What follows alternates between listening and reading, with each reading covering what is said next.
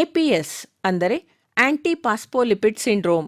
ಈ ಕುರಿತು ಮಾಹಿತಿ ನೀಡುತ್ತಾರೆ ಮೈಸೂರಿನ ಜೆಎಸ್ಎಸ್ ಮೆಡಿಕಲ್ ಕಾಲೇಜು ಹಾಗೂ ಆಸ್ಪತ್ರೆಯ ಸಂಧಿವಾತ ಮತ್ತು ಕೀಲುರೋಗ ವಿಭಾಗದ ಸಹಾಯಕ ಪ್ರಾಧ್ಯಾಪಕರಾದ ಡಾಕ್ಟರ್ ಮಹಾಬಲೇಶ್ವರ ಮಮದಾಪುರ.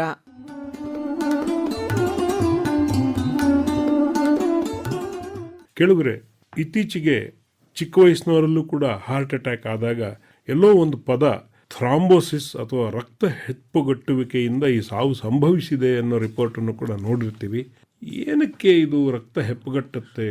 ಇದು ಮೆದುಳಿಗೆ ರಕ್ತವನ್ನು ಸರಬರಾಜು ಮಾಡ್ತಕ್ಕಂಥ ರಕ್ತನಾಳಗಳಲ್ಲಿ ಅಥವಾ ಹೃದಯಕ್ಕೆ ರಕ್ತವನ್ನು ಸರಬರಾಜು ಮಾಡುವ ರಕ್ತನಾಳಗಳಲ್ಲಿ ಏನಾದರೂ ಈ ಥರ ಥ್ರಾಂಬೋಸಿಸ್ ಅಥವಾ ರಕ್ತ ಹೆಪ್ಪುಗಟ್ಟುವಿಕೆ ಕಂಡು ಬಂದರೆ ತುಂಬಾ ತೊಂದರೆ ಆಗುತ್ತೆ. ಆದರೆ ಅದೇ ತರಹದ ಇನ್ನೊಂದು ವಿಶೇಷ ಸಂದರ್ಭ ಇದೆ. ಇದನ್ನು ಆಂಟಿ ಪಾಸ್ಫೋಲಿಪಿಡ್ ಸಿಂಡ್ರೋಮ್ ಅಂತ ಕರಿತೀವಿ, APS ಅಂತ ಹೇಳಿ.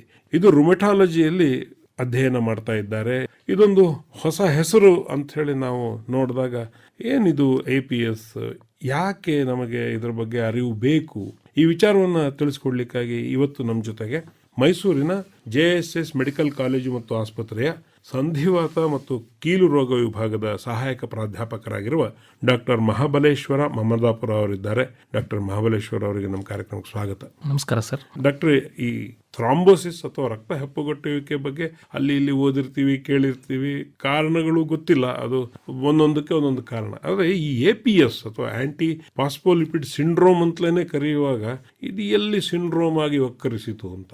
ಆಂಟಿ ಫಾಸ್ಫೋಲಿಪಿಡ್ ಸಿಂಡ್ರೋಮ್ ಇದು ಒಂದು ಸಂಧಿವಾತ ರೋಗ, ಆಟೋಇಮ್ಯೂನ್ ಕಂಡೀಷನ್. ಈ ಒಂದು ರೋಗದಲ್ಲಿ ನಿಮಗೆ ಪುನಃ ರಕ್ತನಾಳಗಳಲ್ಲಿ ಈ ತರ ರಕ್ತ ಹೆಪ್ಪುಗಟ್ಟುವಿಕೆ ಆಗುತ್ತೆ ಸರ್. ಇದಕ್ಕೆ ಕಾರಣ ನಿಖರವಾಗಿ ತಿಳಿದಿಲ್ಲ. ಇದು ಕೂಡ ನಮ್ಮ ದೇಹದ ಪ್ರತಿರಕ್ಷಣಾ ವ್ಯವಸ್ಥೆಯಲ್ಲಿ ಏನಾದರೂ ತೊಂದರೆ ಆದಾಗ, ನಮ್ಮ ದೇಹದ ಪ್ರತಿರಕ್ಷಣಾ ವ್ಯವಸ್ಥೆ ನಮ್ಮ ದೇಹದ ಜೀವಕೋಶಗಳ ಮೇಲೆ ದಾಳಿ ಮಾಡಿದಾಗ ಈ ತರ ಆಗಬಹುದು. ಕೆಲವೊಂದ್ಸರಿ ವೈರಸ್ ಇನ್ಫೆಕ್ಷನ್ ಇಂದಾನು ಇದು ಕಂಡು ಬಂದಿದೆ ಅಂತ ಹೇಳಿದ್ದಾರೆ ಸರ್. ಆಮೇಲೆ ಅನುವಂಶಿಕನೂ ಆಗಿರಬಹುದು. ಇನ್ನು ಕೆಲವೊಬ್ಬರಿಗೆ ಪ್ರೆಸಿಪಿಟೇಟಿಂಗ್ ಫ್ಯಾಕ್ಟರ್, ಕೆಲವೊಂದು ಜೀನ್ಸ್ಗಳಿರುತ್ತೆ. ಆ ಜೀನ್ಸ್ಗಳ ಜೊತೆಗೆ ಒಂದು ದೀರ್ಘ ಕಾಲಾವಧಿಯವರೆಗೆ ಅವರು ಏನಾದರೂ ಮೂವ್ಮೆಂಟ್ಸ್ ಮಾಡಲ್ದೇ ಇದ್ದಾಗ, ಏನಾದರೂ ಪ್ರೊಲಾಂಗ್ಡ್ ರೆಸ್ಟ್, ಕೆಲವೊಂದ್ಸಾರಿ ಡೆಲಿವರಿ ಆದ್ಮೇಲೆ ನೀವು ನೋಡ್ಬೋದು ಜಾಸ್ತಿ ಓಡಾಡೋದಕ್ಕಾಗಲ್ಲ, ಅಥವಾ ಬೊಜ್ಜು ಇರೋರಲ್ಲಿ ಕಾಲುಗಳ ಮೇಲೆ ಜಾಸ್ತಿ ಒತ್ತಡ ಆದಾಗ ಇವರುಗಳಲ್ಲಿ ಈ ತರ ರಕ್ತ ಹೆಪ್ಪುಗಟ್ಟಬಹುದು. ಇವೆಲ್ಲ ರಿಸ್ಕ್ ಫ್ಯಾಕ್ಟರ್. ಸ್ಮೋಕಿಂಗ್, ಧೂಮ್ರಪಾನದಿಂದ ಇದೆಲ್ಲ ಇನ್ನೂ ಜಾಸ್ತಿ ಆಗ್ಬೋದು ಸರ್. ಓಕೆ, ಇದರ ಲಕ್ಷಣಗಳೇನು? ರಕ್ತ ಹೆಪ್ಪುಗಟ್ಟುವಿಕೆ, ರಕ್ತ ಎಲ್ಲೆಲ್ಲಿ ಹೆಪ್ಪುಗಟ್ಟಬಹುದು. ಮೆದುಳಲ್ಲಿ ರಕ್ತ ಹೆಪ್ಪುಗಟ್ಟಿದ್ರೆ ಸ್ಟ್ರೋಕ್ ಆಗಿ ಬರಬಹುದು, ಅಂದ್ರೆ ಅವರು ಅನ್ಕಾನ್ಶಿಯಸ್ ಆಗಿ ಬರಬಹುದು. ಹಾರ್ಟ್ ಅಲ್ಲಿ ರಕ್ತ ಹೆಪ್ಪುಗಟ್ಟಿದಾಗ ಹಾರ್ಟ್ ಅಟ್ಯಾಕ್, ಎದೆನೋವು ಆಗ್ಬಹುದು.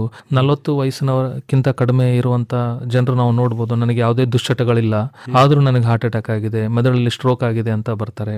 ಇನ್ನು ಗರ್ಭಿಣಿಯರಲ್ಲಿ ಪುನಃ ಗರ್ಭಪಾತ ಆಗುವುದು. ಮದುವೆಯಾಗಿ ಇಷ್ಟು ವರ್ಷ ಆಯ್ತು, ಮಕ್ಕಳಿಲ್ಲ, ನನಗೆ 3 ಗರ್ಭಪಾತ ಆಗಿದೆ, 5, ಈ ತರ ಸುಮಾರು ಪುನಃ ಗರ್ಭಪಾತ ಆಗುತ್ತೆ. ಯಾಕಂದ್ರೆ ತಾಯಿಯಿಂದ ಮಗುವಿಗೆ ಒಂದು ಬಳ್ಳಿ ಇರುತ್ತೆ, ಪ್ಲಾಸೆಂಟಾ ಅಂತ ಹೇಳ್ತೀವಿ, ಅಲ್ಲಿ ಕೂಡ ರಕ್ತನಾಳಗಳಿರುತ್ತೆ. ಅದರಲ್ಲಿ ಏನಾದರೂ ಕ್ಲಾಟ್ಸ್, ಅದರಲ್ಲಿ ಏನಾದರೂ ಬ್ಲಾಕ್ ಆಯ್ತಂದ್ರೂ ಕೂಡ ಮಗುವಿನ ಬೆಳವಣಿಗೆ ಕುಂಠಿತ ಆಗಬಹುದು, ಅಬಾರ್ಷನ್ಸ್ ಆಗಬಹುದು. ಕೆಲವೊಬ್ಬರಿಗೆ ಕಿಡ್ನಿಯಲ್ಲಿ ತೊಂದರೆ ಆಗ್ಬಹುದು, ಬಿಳಿ ರಕ್ತ ಕಣಗಳು ಕಡಿಮೆ ಆಗ್ಬಹುದು, ಥ್ರಾಂಬೋಸೈಟೋಪಿನಿಯಾ ಅಂತ ಹೇಳ್ತೀವಿ ಸರ್. ಲಂಗ್ಸ್ ಗಳಲ್ಲಿ ತೊಂದರೆ ಆಗ್ಬಹುದು. ನಿಮಗೆಲ್ಲ ಗೊತ್ತಿರೋ ಹಾಗೆ ದೇಹದ ತುಂಬ ರಕ್ತನಾಳಗಳಿವೆ. ರಕ್ತನಾಳ ಎಲ್ಲೆಲ್ಲಿ ಬ್ಲಾಕ್ ಆಗುತ್ತೆ ಆ ಜಾಗದಲ್ಲಿ ನಿಮಗೆ ಕಷ್ಟ ಆಗ್ಬೋದು. ಕೆಲವರಿಗೆ ಗ್ಯಾಂಗ್ರೀನ್ ಆಗಬಹುದು. ಇದು ಸಾಮಾನ್ಯವಾಗಿ ಕಂಡುಬರುವಂಥ ರೋಗ ಲಕ್ಷಣಗಳು ಸರ್. ಇದಕ್ಕೆ ಬೇಗ ಕಂಡು ಹಿಡಿದ್ರೆ ಗ್ಯಾಂಗ್ರೀನ್ ಆಗಬಹುದು, ಅದನ್ನು ತಪ್ಪಿಸ್ಲಿಕ್ಕೂ ಸಾಧ್ಯ ಆಗ್ಬೋದು, ಅಥವಾ ಆಂಪ್ಯೂಟ್ ಮಾಡೋದು ಅಥವಾ ಕಟ್ ಮಾಡಿ ತೆಗೆಯುವಂಥ ವಿಷಮ ಸ್ಥಿತಿಗೆ ಹೋಗೋದನ್ನು ತಪ್ಪಿಸ್ಬಹುದು ಅಂತ ಹೇಳ್ತಾರೆ. ಸೊ ಹೇಗೆ ಕಂಡುಹಿಡಿಯೋದು ಇದನ್ನು? ಆರಂಭಿಕ ರೋಗ ನಿರ್ಣಯ ತುಂಬಾ ಸಹಾಯ ಮಾಡುತ್ತೆ.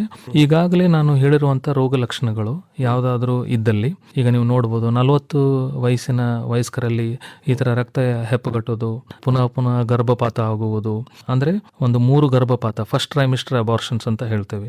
ಅಥವಾ ಒಂದು ಚೆನ್ನಾಗಿ ಬೆಳೆದಿರುವಂಥ ಮಗು ಸಡನ್ ಆಗಿ ಡೆತ್ ಆಗೋದು, ಅಂದರೆ ಲೈಕ್ ಒಂದು 8 ತಿಂಗಳವರೆಗೂ ಚೆನ್ನಾಗಿರುತ್ತೆ ಮಗು, 9ನೇ ತಿಂಗಳಿಗೆ ಬಂದಾದ್ಮೇಲೆ ಮಗು ಡೆತ್ ಆಯಿತು. ಅನ್ಎಕ್ಸ್ಪ್ಲೇನಬಲ್ ಕಾಸಸ್ ಆಫ್ ಡೆತ್ ಅಂತ ಹೇಳ್ತೇವೆ. ನಾವು ಈ ಟೆಸ್ಟ್ಗಳನ್ನು ಮಾಡ್ತೀವಿ. ಇದು ಫಸ್ಟ್ ಕ್ಲಿನಿಕಲ್ ಫೀಚರ್ಸ್. ಈ ಥರದ್ದೆಲ್ಲ ಸಿಂಪ್ಟಮ್ಸ್ ಇದ್ದಾಗ ನಮ್ಮ ಹತ್ರ ಕೆಲವೊಬ್ರು ರೆಫರ್ ಮಾಡ್ತಾರೆ, ಕೆಲವೊಂದ್ಸರಿ ಗೈನಕಾಲಜಿಸ್ಟ್ ರೆಫರ್ ಮಾಡ್ತಾರೆ, ಇನ್ನು ಕೆಲವೊಂದ್ಸರಿ ಸ್ಟ್ರೋಕ್ ಆಗಿದೆ ಅಂತ ನರರೋಗ ತಜ್ಞರು ರೆಫರ್ ಮಾಡ್ಬೋದು, ಕಾರ್ಡಿಯಾಲಜಿಸ್ಟ್ ರೆಫರ್ ಮಾಡ್ಬೋದು, ಹಾರ್ಟ್ ಅಟ್ಯಾಕ್ ಆಗಿದೆ 40 ವಯಸ್ಸಿನ ಚಿಕ್ಕವರಲ್ಲಿ ಯಾವುದೇ ದುಶ್ಚಟಗಳಿಲ್ಲದೆ. ಸೊ ಇವುಗಳಲ್ಲಿ APLA panel anti phospholipid antibodies ಅಂತ ಒಂದು ವಿಶೇಷವಾದ ರಕ್ತ ಪರೀಕ್ಷೆ ಸರ್. ಇದರಲ್ಲಿ anti cardiolipin, beta 2 GPI, lupus anticoagulant ಅಂತ 3 ಥರದ ನಾವು ಟೆಸ್ಟ್ಗಳನ್ನು ಮಾಡ್ತೀವಿ. ಮಾಡ್ತೀವಿ. ಕೆಲವೊಂದ್ಸರಿ ಮೋಸ್ಟ್ ಆಫ್ ದ ಪೇಷಂಟ್ಸಲ್ಲಿ ಇದು ಪಾಸಿಟಿವ್ ಬಂದಾಗ ನಾವು ಮುಂದೆ ಪ್ಲ್ಯಾನ್ ಮಾಡಬೇಕಾಗುತ್ತೆ ಸರ್ ಇವರಿಗೆ. ಸೊ ನೆಗೆಟಿವ್ ಬಂದರೆ ನೋ ಪ್ರಾಬ್ಲಮ್, ಮಾಮೂಲಿ ಏನೋ ಅದು ತೊಂದರೆ ಬೇರೆ ಬೇರೆ ಇರಬಹುದು. ಕಾರಣಗಳು ಆದರೆ ಪಾಸಿಟಿವ್ ಬಂದಾಗ ಇದನ್ನೇ ಒಂದು ವಿಶೇಷ ಪರಿಸ್ಥಿತಿ ಅಂತ ತಗೊಂಡು ಇವರಿಗೆ ಟ್ರೀಟ್ಮೆಂಟ್ ಕೊಡಬೇಕಾಗತ್ತೆ. ಏನು ಟ್ರೀಟ್ಮೆಂಟ್ ಇದೆ ಇವರಿಗೆ? ಇದರಲ್ಲಿ ರಕ್ತ ಹೆಪ್ಪುಗಟ್ಟುತ್ತೆ ಅಂತ ನಾನು ಈಗಾಗಲೇ ಹೇಳಿದೆ. ಈ ಥರದ್ದು ಆಂಟಿಬಾಡೀಸ್ ಬಂದಾಗ ನಿಮ್ಮ ರುಮಟಾಲಜಿ ತಜ್ಞರು ಫಸ್ಟು ರಕ್ತವನ್ನು ತಿಳಿಗೊಳಿಸುವ ಮಾತ್ರೆಗಳು, ಆಂಟಿಕೋಆಗ್ಯುಲೆಂಟ್ಸ್, ಉದಾಹರಣೆಗೆ ಅಸಿಟ್ರಾಮ್ ಅಥವಾ ವಾರ್ಫರಿನ್ ಮಾತ್ರೆಗಳನ್ನು ನಾವು ಕೊಡ್ತೀವಿ. ದೀರ್ಘಕಾಲಾವಧಿವರೆಗೂ ಕೊಡಬೇಕಾಗುತ್ತೆ. ಯಾಕಂದರೆ ಈ ರೋಗ ನಿಮ್ಮ ಶುಗರ್ ಅಥವಾ BP ಥರ ರೋಗ, ಇದನ್ನು ಕಂಟ್ರೋಲ್ ಮಾಡ್ಬೋದು, ಕ್ಯೂರ್ ಮಾಡೋದಕ್ಕೆ ಆಗಲ್ಲ. ಸೊ ಅಸಿಟ್ರಾಮ್ ಮಾತ್ರೆ, ಆಸ್ಪಿರಿನ್ ಮಾತ್ರೆ ಕೊಡ್ಬೋದು. ಈಗ ಗರ್ಭಾವಸ್ಥೆ ಏನಾದರೂ ಇತ್ತು ಅಂತಂದರೆ ಗರ್ಭಿಣಿಯರಲ್ಲಿ ನಾವು ಮಾತ್ರೆ ಕೊಡೋದಕ್ಕಾಗಲ್ಲ, ಅವ್ರಿಗೆ ಇಂಜೆಕ್ಷನ್ಸು ಕೊಡಬೇಕಾಗುತ್ತೆ. ಕೆಲವೊಂದ್ಸರಿ ಮಾತ್ರೆಗಳಿಂದ ಏನೇನು ಹಾನಿ ಆಗುತ್ತೆ ಅಂತೆಲ್ಲ ಕೂಲಂಕುಷವಾಗಿ ನಾವು ಪರೀಕ್ಷೆ ಮಾಡಿ ಹಿಪಾರಿನ್ ಇಂಜೆಕ್ಷನ್ಸ್ ಅಂತ ಕೆಲವೊಬ್ಬರಿಗೆ ಕೊಡಬೇಕಾಗುತ್ತೆ ಸರ್. ಇದ್ರ ಜೊತೆಗೆ ದೇಹದ ವಿವಿಧ ಅಂಗಾಂಗಗಳಲ್ಲಿ ಏನಾದರೂ ಡ್ಯಾಮೇಜ್ ಏನಾದರೂ ಆಗಿತ್ತು ಅಂತಂದರೆ ಅದಕ್ಕೆ ತಕ್ಕಂಗೆ ನಾವು ಸೂಕ್ತ ಚಿಕಿತ್ಸೆ ಕೊಡಬೇಕಾಗುತ್ತೆ. ಇದು ಇಂಥ ವಯಸ್ಸಿನವರಲ್ಲಿ ಜಾಸ್ತಿ ಅಥವಾ ಇಂಥ ವಯಸ್ಸಿನವರಲ್ಲಿ ಕಮ್ಮಿ ಅಂತ ಹೇಳಿ ಏನಾದರೂ ಒಂದು ಡಿಸೈಫರ್ ಆಗಿದೆಯಾ? ಹೌದು ಸರ್, ಸಾಮಾನ್ಯವಾಗಿ ಇದೊಂದು ರೀಪ್ರೊಡಕ್ಟಿವ್ ಏಜ್ ಗ್ರೂಪ್ ಅಂತ ಹೇಳ್ತೀವಿ. ಸೊ ಅವರಲ್ಲಿ ಜಾಸ್ತಿ ಕಾಮನ್ನು, 30 ರಿಂದ 40 ವಯಸ್ಕರಲ್ಲಿ ಜಾಸ್ತಿ ಕಾಮನ್ನು. ಆಮೇಲೆ ನಾನು ಈಗಾಗಲೇ ರಿಸ್ಕ್ ಫ್ಯಾಕ್ಟರ್ಸ್ ಹೇಳಿರೋ ಥರ ಎಲ್ಲಿ ನಾವು ಜಾಸ್ತಿ ಚಲನೆ ಮಾಡುವುದಿಲ್ಲ, ಕಾಲುಗಳಿಗೆ ಜಾಸ್ತಿ ಕೆಲಸ ಕೊಡೋದಿಲ್ಲ, ಸೊ ಅವರಲ್ಲಿ ಸ್ವಲ್ಪ ಕಂಡು ಬರುತ್ತೆ. ಒಬೆಸಿಟಿ ಮತ್ತು ಪ್ರಸವ ಆದ ನಂತರ ಲೈಕ್ 6 weeks or 6 months ಅವರೆಲ್ಲಿ ಓಡಾಡುವುದಿಲ್ಲ, ಸೊ ಅವರಲ್ಲಿ ಇದು ಸ್ವಲ್ಪ ಜಾಸ್ತಿ ಕಂಡು ಬರುತ್ತೆ ಸರ್. ಚಟುವಟಿಕೆ ಎಲ್ಲಿ ಕಡಿಮೆ ಇರುತ್ತೆ ಅಥವಾ ಎಲ್ಲಿ ಅವರು ಮಲಗಿದ ಸ್ಥಿತಿಯಲ್ಲೇ ಇರ್ತಾರೆ ಅವರಿಗೆ ಜಾಸ್ತಿ. ಹಾಗೆ ಕೆಲವರು ಸ್ಟ್ರೋಕ್ ಆಗಿ ಮಲ್ಕೊಂಡಿರ್ತಕ್ಕಂಥ ಪೇಷಂಟ್ಗಳು ಅವರು ಅಲ್ಲಾಡ್ಲಿಕ್ಕೆ ಆಗೋದಿಲ್ಲ ಅಂದಾಗ ಇನ್ನು ನಡ್ಕೊಂಡು ಹೋಗಕ್ಕಂತೂ ಆಗಲ್ಲ, ಅಲ್ಲಿಯೂ ಸಾಧ್ಯತೆಗಳಿವೆ. ಪ್ರೊವೈಡೆಡ್ ಅವರಿಗೆ ಇದು ಆನುವಂಶಿಕ ಏನಾದರೂ ರಿಸ್ಕ್ ಫ್ಯಾಕ್ಟರ್ಸ್ ಇರಬೇಕು ಸರ್. ಇದ್ರ ಜೊತೆ ಆನುವಂಶಿಕ ಕಾರಣಗಳು ಅಥವಾ ಅವ್ರ ದೇಹದಲ್ಲಿ ಆಂಟಿಬಾಡೀಸ್ ಇತ್ತು ಅಂದರೆ ಕಂಡು ಬರ್ಬೋದು. ಅಂದರೆ ಇದು ತುಂಬಾ ಅಪರೂಪ ಅಂತ ಹೇಳ್ಬೋದು. ಅಂದರೆ 1,00,000 ಜನರಲ್ಲಿ 5 ಜನರಲ್ಲಿ ಕಂಡು ಬರುತ್ತೆ ಸರ್, 5 per 1,00,000. ಅಂದ್ರೆ ಇದರ ಪ್ರಮಾಣ ಕಡಿಮೆ, ಬಟ್ ಇದ್ದೇ ಇದೆ. ಹೌದು ಸರ್. ಎಲ್ಲಿ ಇದು ಹೆಚ್ಚು ಕಂಡು ಬರುತ್ತೆ ಅಂತ ಹೇಳಿ, ಯಾಕಂದ್ರೆ ಕೆಲವು ದೇಶಗಳು ಸ್ಪೆಸಿಫಿಕ್ ಇದ್ದಾವೆ. ಈಗ ನಮ್ಮ ದೇಶದಲ್ಲಿ ಒಂಥರ ಬೇರೆ ಬೇರೆ ರೋಗಗಳ ಕ್ಯಾಪಿಟಲ್ ಆಗಿ ಕೂತಿದೆ.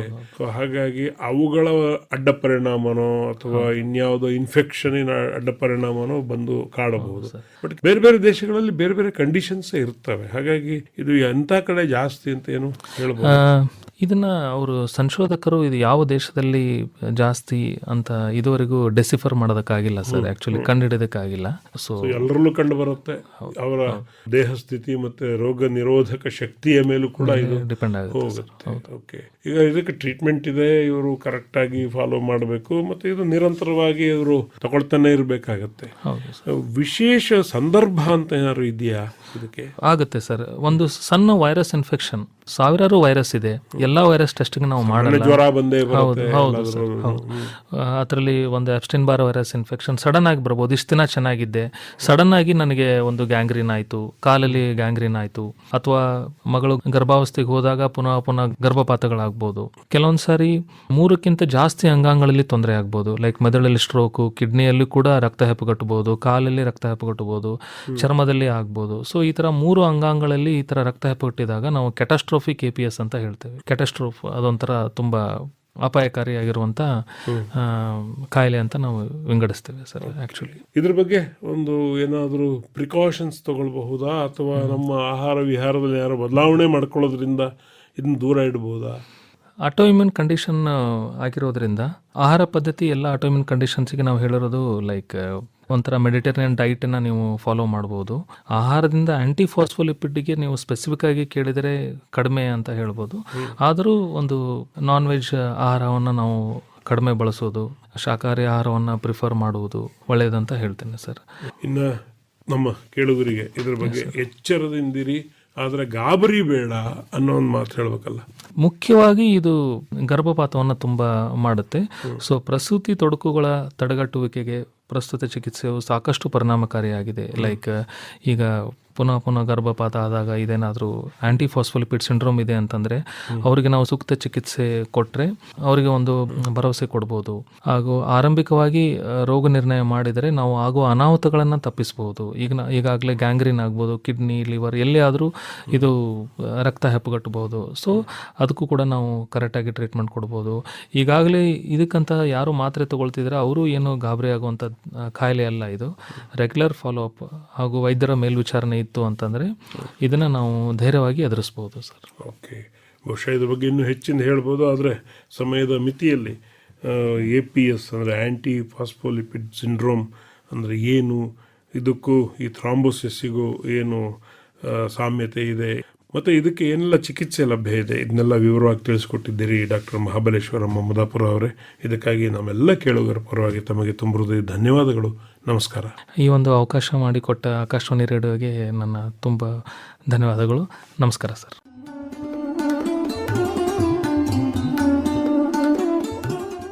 ಇದುವರೆಗೆ APS ಅಂದರೆ ಆಂಟಿ ಪಾಸ್ಫೋಲಿಪಿಡ್ ಸಿಂಡ್ರೋಮ್ ಕುರಿತು ಮಾಹಿತಿ ನೀಡಿದವರು ಮೈಸೂರಿನ JSS ಮೆಡಿಕಲ್ ಕಾಲೇಜು ಹಾಗೂ ಆಸ್ಪತ್ರೆಯ ಸಂಧಿವಾತ ಮತ್ತು ಕೀಲುರೋಗ ವಿಭಾಗದ ಸಹಾಯಕ ಪ್ರಾಧ್ಯಾಪಕರಾದ ಡಾಕ್ಟರ್ ಮಹಾಬಲೇಶ್ವರ ಮಮದಾಪುರ.